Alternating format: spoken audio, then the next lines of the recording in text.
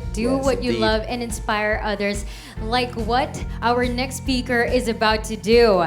We have our next speaker, and she is equipped and ready to talk to you guys about changing life one at a time. She is Health Corps' current president and also a former Thamashian. In recent years, she has been advocating the ASEAN Economic Community integration for healthcare trade services and promoting international standards in healthcare towards patient safety and excellent quality healthcare for the Philippines. So with that, I guess let's give a round of applause for Miss Miss Joyce Joyce Alumno. Alumno. Hello? Can you hear me? Clearly. Good afternoon. Exactly 25 years ago, I left this university when I graduated with a degree in BS Tourism. 25 years. 12 years of that, I spent in investment banking, 12 years in healthcare, and 10 months in tourism. And so when I was in banking, people asked me, did you finish banking or finance or accountancy? And I said, no. And when I was in healthcare management, people asked me, are you a doctor?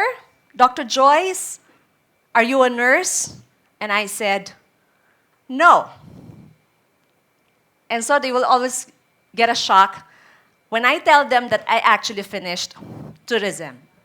But you see, I believe that's how good UST is and how good the Thamasians are. Because no matter what course you finish, you will still end up in a good profession and be excellent at it. So thank you, UST, and thank you to our professors for the Thamasian values and education that you have imparted to me. My slides, please. You see, I was not born with a silver spoon. I did not come from a privileged family. My father came from a very poor family from this remote town in Catanduanes. And this very tree was where he studied with the help of the sunlight, of the moonlight, of candle in his hand in the evenings, because they never experienced electricity in this town until the mid-1990s. He was from poor family of 9 children, with a fisherman as a father, whose parents believed that education is complete the moment you finished high school. But not for my dad. My dad, as soon as he finished high school as valedictorian, left his hometown bravely and went to Manila and worked as a houseboy to finance his studies in the evenings. And so I grew up with that belief that education, knowledge, is the best treasure that one can ever have in life. And so that day came when I graduated in this university at the top of my class as the most outstanding student in our college. And for him, that has become one of the biggest achievements in his life. I was 19 years old. At the age of 20, I immediately got a job in this most luxurious resort in the Philippines at the time, called El Nido. I had that privilege of seeing it as the only luxurious resort in the Philippines. No Boracay yet at that time. I was 20. However, at 21, I became a mother while I was at the peak of a promising career. Life has taken a major detour. At 21, with a baby in my arms, motherhood became a career for me. I left my job. I thought that was the end of it. I thought I had to give up a very exciting career in tourism. You know how it is in tourism. You go out in parties, you meet people, you have to work until the evenings because you have to socialize everywhere. I left that job because I realized that raising a family, in order for me to have a good family, I needed a job that was more stable and that would allow me to go home early and be with my baby. Raising a family has given me that biggest detour in my life. I was jobless, and I thought nobody would accept me anymore. But then an opportunity came when one of my friends was going to give birth to and asked me to relieve her during the time that he was on her maternity leave. It was one foreign investment bank, and so I worked, although at the back of my mind I said, after 3 months, I'll be jobless again. I worked hard, worked well, and gave it my best. And before the 3rd month ended, I was endorsed to another British bank, which was setting up in the Philippines at that time. I was offered a better salary and a better position. While I was there, I realized that I'm not knowledgeable about banking. I don't know anything about banking. I only had 3 units of accountancy in tourism. So what did I know? So I entered in one of the universities in Makati. I won't mention that. I took up my MBA, and I was juggling my work, my studies, and my baby all at the same time. It was tough. I was 23. 23 years old. And I thought to myself, what else is waiting for me? But when I reached 3rd year in that investment bank, I got a call. I got poached. I was being pirated because another Dutch bank was opening at that time, and I was offered 3 times the salary of what I was getting in that British bank. They offered me triple my salary, gave me fat bonuses, which allowed me to buy my car and a house at the same time. I was happy. I was contented. And so I said, probably this is the place where I'm going to retire and probably be successful eventually. But then on the 8th year, I suffered another detour. My father, who was my inspiration, suffered from a severe stroke, and he was bedridden. And being the only daughter in the family, I was obliged to leave my job to look after him. And so I quit my job to take care of my dad and my 2 growing children at that time. Luckily, I already finished my MBA with the support of that bank. I thought that was the end of it. But then I didn't realize that it was actually that time that I will have the biggest turning point in my life. Because it was during those sleepless nights when I was taking care of my dad that I was touched, and my eyes were opened by the kind of care of the doctors, the nurses, the med techs, the staff in that hospital who took care of my dad like a family, like their own. We stayed in that hospital for more than 1 month.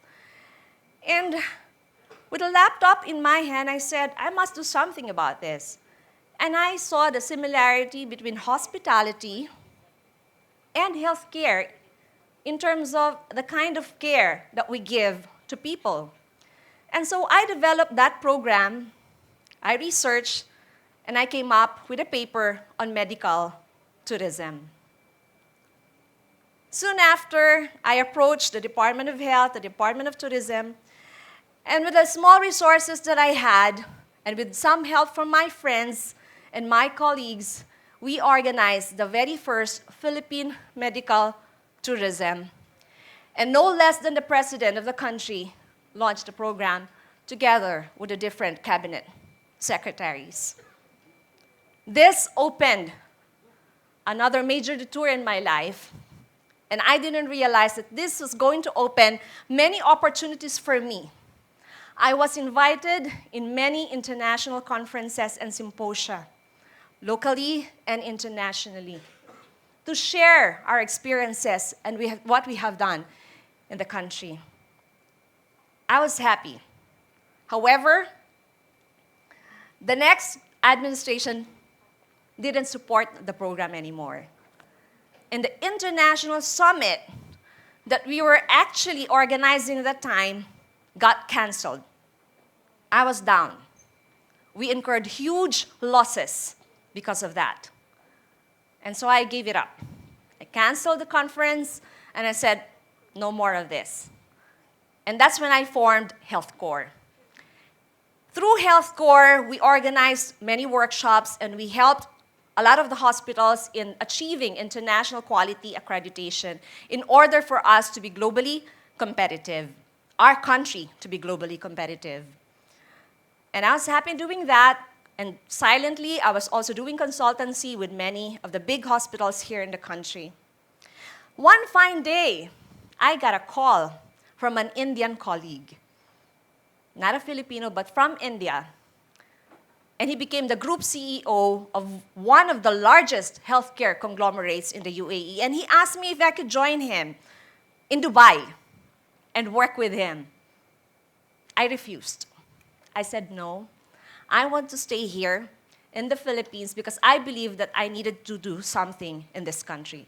So what they did was we started sending healthcare professionals across the UAE, across the Gulf region, and we were able to increase the share of the employment in UAE from 5% Filipino staff to 30%.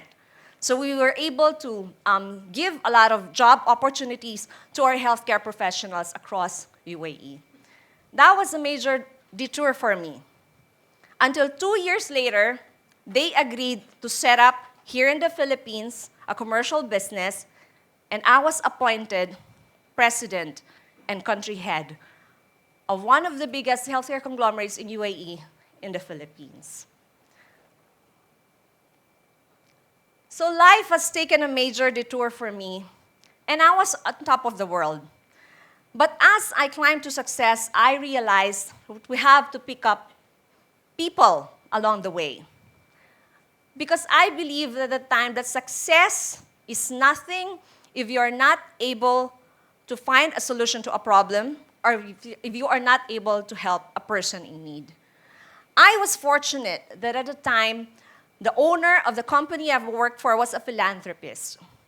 He allocated 20% of his wealth to charity, and I was blessed. I was very fortunate that I was entrusted with the task to create a charity program.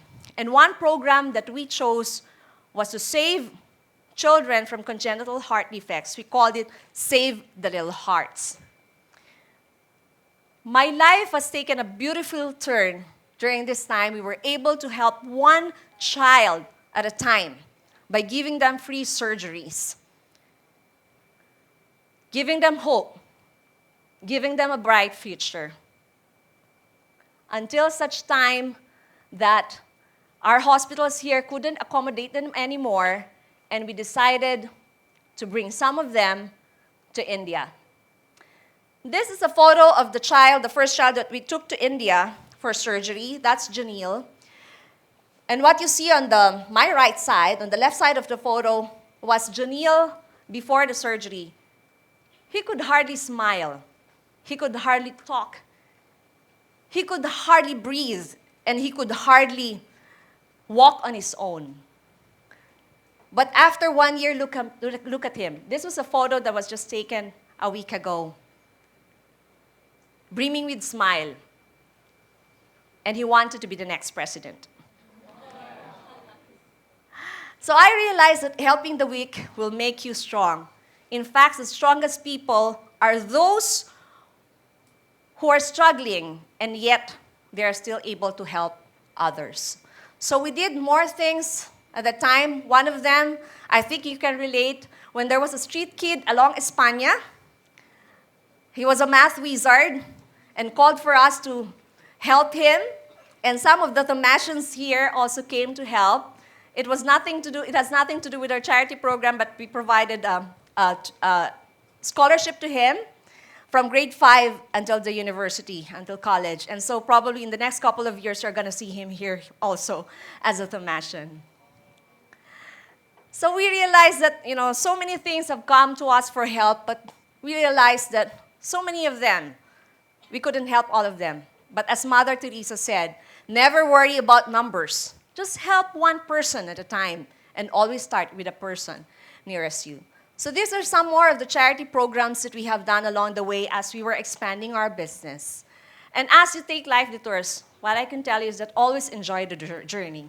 In my case, it was literally a great journey because it has allowed me to travel to different places as I was invited to speak in many, many conferences. I was able to go to Asia, to Middle East, to US, to Europe. When I thought that I wouldn't be able to visit all these places anymore because I left tourism industry, right? But the tour has offered better opportunities for me and a better journey, in fact. But one big achievement, and I consider the biggest achievement that I ever had, was when that little baby that caused the detour of my life graduated from this university last year as a cum laude and at the most outstanding thesis. My life, after 25 years, has taken into a full circle. 25 years. It was a journey. But I struggled, and there were so many things that I had to go through. And one of them was that I was always a lady. Look at this picture. I would always end up as the only woman in the boardroom. Just like this event. Powerful men. I'd always be there seated among them. Never get intimidated, you women. Never get intimidated by men. Because one thing I realized, these men will actually respect you if you treat them like their mother. So embrace womanhood. Next thing is surround yourself with people who will pull you up. We've heard this again and again. In my case, I was fortunate and I was blessed to have mentors who pulled me up to success and climbed the ladder, the corporate ladder. And at the same time, I had friends, family, who pushed me up whenever I'm down and prayed for me. Surround yourselves with these people. Don't ever get yourself around people who will pull you down. Run away from them, and quickly. Take the hard road. Never take shortcuts. Most of the times, the long road is worth the journey, and it will give you more rewards. Very recently, I left my job from that healthcare conglomerate because I realized that there are more things to be done. I learned that the number 3 cause of death is not lung disease, of which my father died of. It was not AIDS, but it was medical errors. So many medical errors happening in the many hospitals right now. Thousands of people getting killed because of hospital-acquired infection, wrong site surgery, mistake in medication. My eyes were opened in the reality of this. I know that this is going to be a difficult road to take. I know that it's going to be tough, especially nowadays when they said that hospitals are perceived to be hazardous to your health. But we try to do our bit by doing workshops and helping many of our hospital administrators, one person, one hospital at a time. This is the advocacy now of Health Corps, and we are advocating patient safety. And we help them to achieve international quality standards in order for us to be globally competitive. So as I close, I leave you with this quote. I realize the reason why we have two hands. One hand is to help yourself, and the other hand is for helping others. They say that we cannot change the world, but I believe we can. With trust and confidence in God, and with all of you here, if we can only touch one heart, one soul, one life at a time. Thank you very much. Thank you very much, Miss Joyce Alumno, for bringing us along to your journey. That was very inspiring, and we love that you got to share your knowledge on the power in being genuine and being caring. That is true. And Miss Joyce, I cannot help but notice that while you were speaking, you look very pleasant. And it seems that doing these things, doing these advocacies, make you look more beautiful, make you look very blooming. And with that, I guess that is a call for everyone right here. We should also start doing those things that we can actually look as blooming as Miss Joyce. And with that, I guess we can open up the discussion. And to facilitate the discussion, may we call on Mr. Miko Untalan. Let's welcome him with a round of applause. Yes, thank you so much, Nathan, Christy. And of course, Miss Joyce, good afternoon and welcome back to the University of Santo Tomas. 25 years. Yes, 25. Honestly, I agree with Nathan. It doesn't seem like it's been 25 years. So, guys, we are really astounded by the story of Miss Joyce Alumno, who has collaborated with various professionals and worked towards the success of Health Corps. And she has truly proven that there really is unity in diversity. So, to get the ball rolling for our open forum, I would just like to ask, what would your advice be to both future capable medical practitioners and of course to the medical practitioners who are watching live, and of course to their future patients? What would your advice be to those three clientele who would how would they persuade their clients, and how would the clients be persuaded or agree to undergoing healthcare if they themselves reject it, but they obviously need it to restore optimum quality of life? That was a long question. I'm so sorry about that. But I think what I gathered was that what advice can I give the future doctors and the future healthcare professionals in order for them to probably convince the patient that they're capable and competent of what they are doing. And for the doctors, of course, I really have high respect for our doctors and our healthcare professionals. You know, in all the international conferences that I've been, I've always boasted and bragged about how good our healthcare professionals are. Do you know that 75% of the nurses around the world are coming from the Philippines? You don't know that. But my advice is that for our healthcare professionals, especially the doctors, for them to always have that sense of empathy. Not just sympathy, but empathy. Competence is one thing. The other thing is compassion, like what the Tomasian values are. Compassion and competence is not enough that you are only knowledgeable. You also have to have that compassion, that empathy to your patient, because it will show, it will reflect.